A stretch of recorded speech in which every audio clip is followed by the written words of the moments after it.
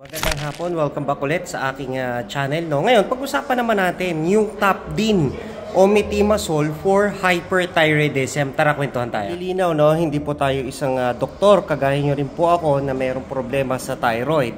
O tara, okay, yung hyperthyroidism, usually ang binibigay talaga dyan yung Topdin. No? Sikat na sikat yan eh, Topdin. Kahit yung twin brother ko, Topdin. So ano ba yung ginagawa ng Topdin? Ang Topdin po, anti-thyroid medication po siya. Bakit? Okay. Yung hyperthyroid, di ba, nagpo-produce tayo ng sobrang daming thyroid hormones, no? Tapos yung THS po natin, sobrang baba. Bakit ba sobrang baba ng THS pagka hyperthyroid ka? Okay. Kasi ngayon, si body natin, nadidetect niya na ang katawan natin sobra sa thyroid hormones, yung T4 at saka T3. Ang ipinuproduce ni pituitary gland, si pituitary gland ha, siya po ay nasa stem ng ating utak. Ang ipinuproduce niya pong TSH, kokonti na lang. Kaya pag kinuhanan po ng TSH level, si hyperthyroid patient, kokonti lang po yung nakikita sa result. Okay? Maliwanag yun ha. Baliktaran ito ni hypo. Si hypo naman mataas ang TSH. Kasi nga, si thyroid natin underactive. Dito naman, hyperactive po. Okay? So, gano'n, no? So, syempre, si Topdin, ang kanyang trabaho, pigilan ang production ni thyroid na maglabas ng mga hormones sa katawan. Kagaya ni T3 at saka ni T4. Kung mataas po ang hormones natin sa katawan, ni thyroid hormones, andyan yung mabilis tayong magutom, mabilis tayong pumayat, nangangatal po ang ating kamay, paa, binti, no? So, ganun po yun. Okay? So, hyperthyroid. Huwag kayong malilito ha, si Topdin para kay hyperthyroid, si levothyroxine naman para kay hypothyroidism. Ngayon, ito yung catch.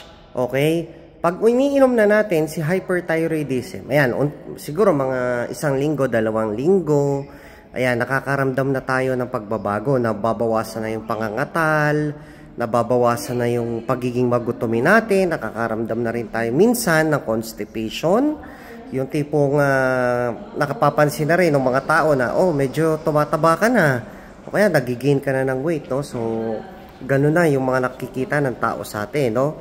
Ngayon, syempre, importante rin na ibinabalik si hyperthyroid sa doktor. Kasi hindi naman po pwedeng iinumin mo yung 40 mg na Topdin habang gamutan, no? Binabawasan rin yan. Nagkakaroon din po tayo ng hyperbolic side effects sa akin ng Topdin. Well, nangangati yung kamay ko noon, yung hintuturo ko, no? Well, hindi naman ganun katagal, pero makati siya. Tapos tumaas din dito yung SGPT, SGOT ko. Pero sabi kasi ni doctor, normal naman daw yun. Pero awa ng Diyos, mga after 2 to 3 months, nag-normal naman yung SGPT, SGOT ko, no? So, okay naman. Yun nga lang, sa kasamaang palad, talagang umuulit po ang aking hyperthyroidism.